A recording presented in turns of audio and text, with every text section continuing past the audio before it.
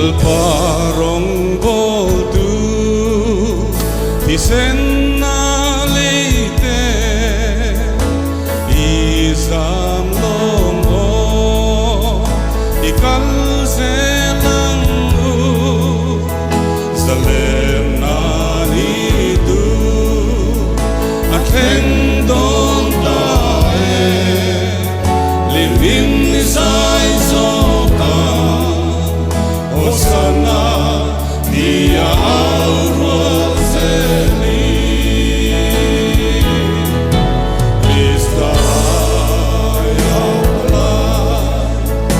Ring tu somte Leanun main ru Trin maila Nakina tenloma Ten huli Hnehna Tumkau soi Faklakan rem toa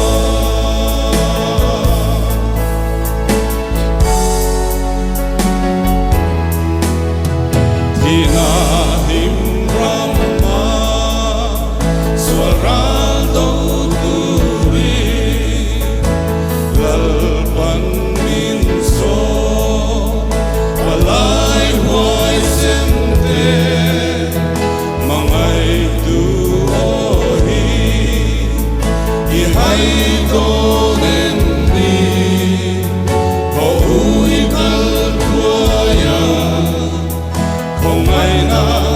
ni alyang neksele Israel Fateh Kananan panna Meile subi Asway selangka Mangay tu iswa Min sway selotsi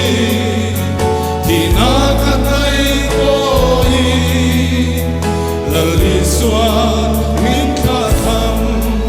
Don silo Krista ya Allah Ring tu somte Leanun main ru Trin maila Nakina tenloma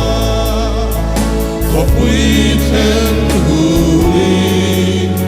Hnehna Tumkau soi Faklakan rem toa Kipui lâu sangin Min duai vel ma se Thal si pai rua Te min da zolo Gadin na lung pui Chatuan akul pui nge Chatuan hingay lo laliswa Agahim reng don si Krista ya Pavalai kal selang u Lumay tuarin kitui luang mase Heni kofe arse om na song hi Rau pui na lang tunen tekin rua O ani mol silo Krista ya Allah Tu zong te Leia lunga Main rum trin maila Nakina ten lona Kopwi ten huli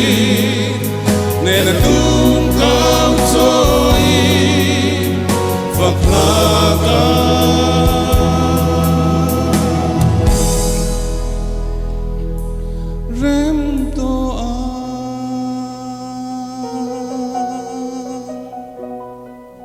ngalpa rau pe berose